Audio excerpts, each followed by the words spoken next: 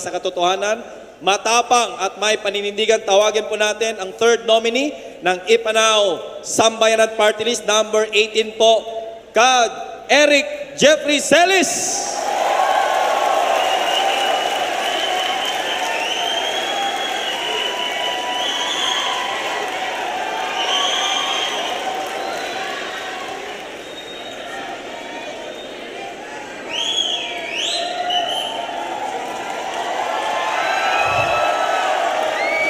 Magandang gabi, sambayanang Pilipino. Sa lahat po ng sumasama at nakikibahagi sa makasaysayan at makabuluhang pagtitipong ito, hindi lamang ang mga kasapian at pamunuan ng Kingdom of Jesus Christ, kundi mismo ang iba't ibang sektor ng ating lipunan na naniniwala sa totoong pagdating ng reforma at pagbabago sa isang matinong pamamahala na siyang sinisimbolo ni Pastor Kibuloy, masigabong na pagpalakpak sa politika ng reforma at pagbabago.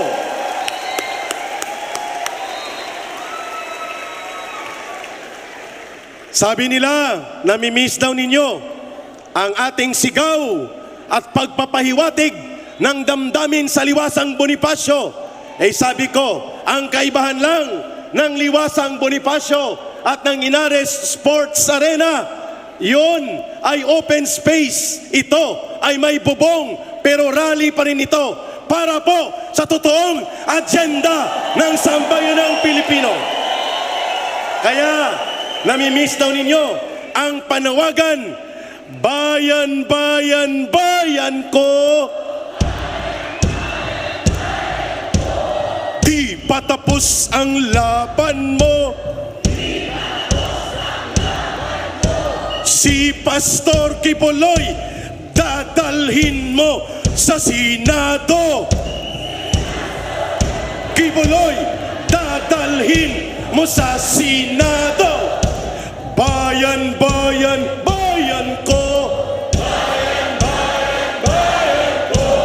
Di patapos ang laban mo. Di patapos ang laban mo. Si Pastor Kibuloy, bibit-bitin sa Senado.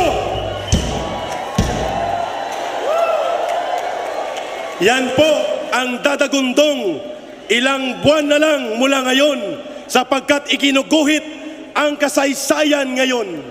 At tamang-tama po ang pinakasentro at pinakasimple na agendang tinutungtungan ng pagiging senador ni Pastor Kibuloy sa Republika ng Pilipinas ay siyang dahilan kung bakit sa loob ng 100 taon mahigit ng politika sa Pilipinas, patuloy na nalulugmok sa kahirapan ang milyong-milyong Pilipino dahil bulok at kurakot ang namumuno sa gobyerno maliban sa panahon ni Rodrigo Duterte. May exemption yun. And dahil rally ito, nakakaantig puso na sa loob ng mahigit 100 taon, mga kababayan, taon-taon na lang ang kinikita ng buong bansang Pilipinas. Halos 80% pinagpaparti-partihan lamang ng 13 na pamilya. 13 families lang ang nagpapartita sa halos 80% ng kaban ng bayan natin. Iyan ay dalawang mukha ng korupsyon. Korupsyon sa pribadong sektor ng mga oligarkiya at korupsyon sa loob ng gobyernong ito. Maiksi lang po ang sasabihin ko. Ito lang ang gusto naming i-deliver sa Ipanao Sambayanan. Walang ka-Eric at walang pagtitipon ng boses ng mga dating rebelde at mga kadre kung hindi kami binigyan ng oportunidad, pagkilala at pagrespeto ni Pastor Kibuloy at ng SMNI. Sa panahon na nag-aalangan ng lahat na banggain ang numero unong nagwawasak ng ating bayan sa loob na mahigit 50 taon, ang CPP, NPA, NDF, even the media are afraid to confront the problem. Kaya hindi po ganon ka-popular ang National Task Force to End Local Communist Armed Conflict. Subalit may isang taong pribado na galing Davao ang nanindigan at kanyang itinaya at nagsakripisyo para sa bansang ito upang labanan, tapusin at lubusang mawala ang numero unong salot sa ating bayan na nagpahirap sa ating mamamayan, ang CPP, NPA, NDF. Walang iba, si Pastor Kibuloy at ang laban kasama ang bayan. Ito'y laban ng mamamayan kasama si Pastor Kibuloy. At dahil maiksi lang po ang oras namin, dalawang maiksing linya ng awitin ang aming ilalahad sa entabladong ito. Ang isa ay para sa mga botanteng mamamayang Pilipino. Ang isa ay para kay Pastor Kibuloy dahil namimiss na natin ang kanyang physical presence. Una, sana magbago na po ang sistema ng eleksyon sa Pilipinas. At ito ang sumasalamin sa mensahe namin na yan. Sana na nakawan na at na-hold up si Juan, ngunit ang hold upper pa ang pinasalamatan, nabaon sa utang ang bayan ni Juan, ngunit ang nagnakaw pa ang nasa pamahalaan. Na nakawan na at na-hold up si Juan, ngunit ang hold upper pa ang pinasalamatan, nabaon sa utang ang bayan ni Juan, ngunit ang nagnakaw pa ang nasa Malacanang. Iyon ang katotohanan at yun ang dapat mabago na. At ang panghuling awitin para kay Pastor Kibuloy, alam kong ito'y magugustuhan niya sapagkat iisa ang puso namin. Nagkaiba ang aming pinanggalingang mga ilog ng buhay, subalit iisa ang dagat na patutunguhan natin. Ang dagat ng kapayapaan, kaunlaran at kapanatagan ng buong bayan. We are like rivers coming from different direction, but we will all meet on the same sea, the sea of liberation and the sea of peace and security of this country.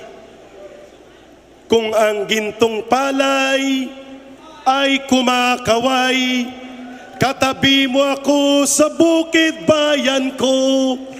Kung tigang ang lupa at di ka makaluha, ako ang magdidilig. Kung ang bulaklak ay humahalimuyak, igagawa kita ng kwentas, Pastor Apollo. Kung nanalanta ang bagyo't sigwa, ako'y may kubong ligtas. May pag-ibig pa bang higit na dakila sa pag-ibig ko sa'yo, bayan ko? Wala na nga, wala na nga, wala. Tumayo po tayo lahat at ating ibigay ang pinakamasigabong na panawagan na bibitbitin natin hindi lamang sa loob ng stadium na ito, kundi sa lahat ng panig ng Pilipinas mula bundok, kapatagan, kanayunan, kalunsuran, sentrong bayan, mga poblasyon, kalye, barangay, sitio at purok. Dadagundong ang boses ng politika ng reforma at pagbabago. Iyan ang representasyon ni Pastor Apollo Kibuloy sa Senado. Yan ang bibitbitin ng ipanaw sambayanan. Mabuhay ang bansang Pilipinas. Maraming salamat. Mahalin natin ang bansang ito. Walang ibang magmamahal nito kundi tayo ring mga Pilipino. Maraming salamat. City Mayor Mike Rama. Isang malakas na balakpak!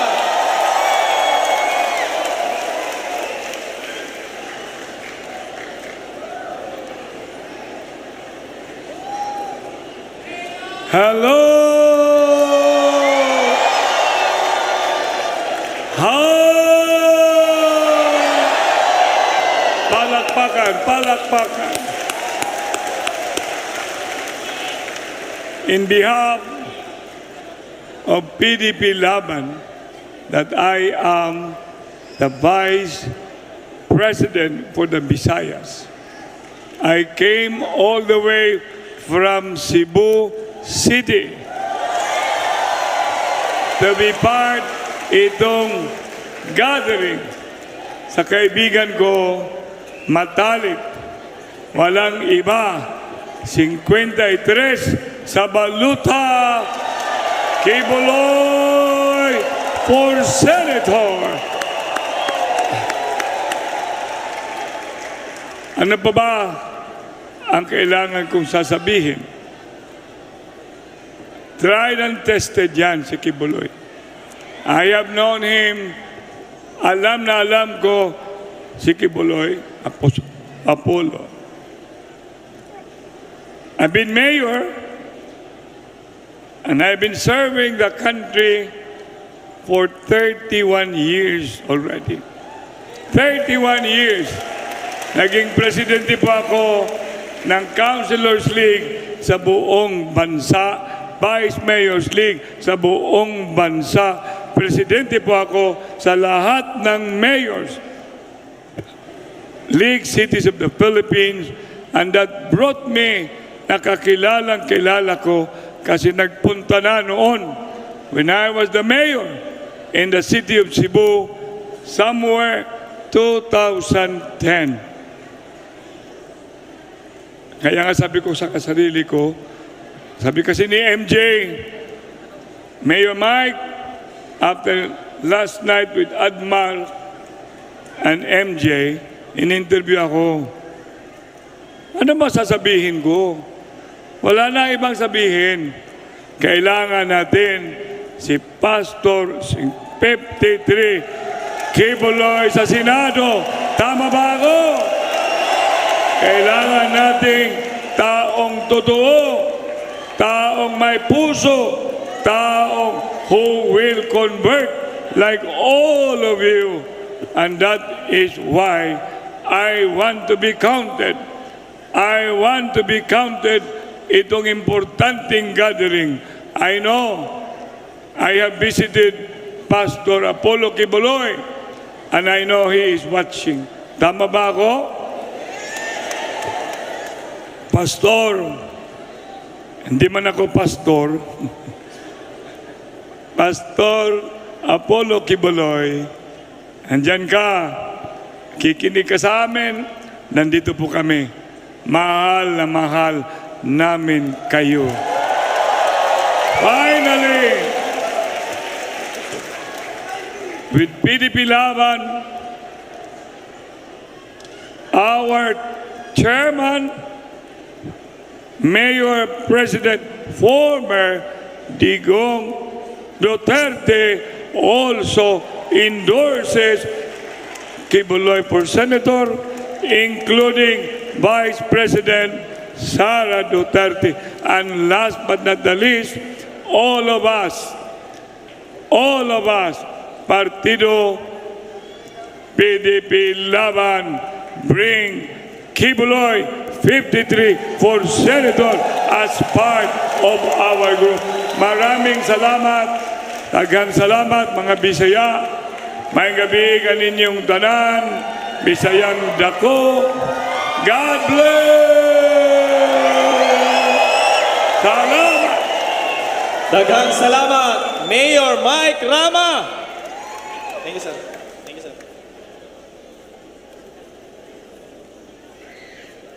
Palakpakan po natin si Mayor Mike Rama, isa sa mga opisyales ng PDP Laban, na inadapt po si Pastor Apollo C. Kibuloy Duterte line-up. At ang susunod naman po na magbibigay ng mensahe, ito mga kababayan, hindi po iniwan si Pastor Apollo C. Kibuloy, nanindigan po para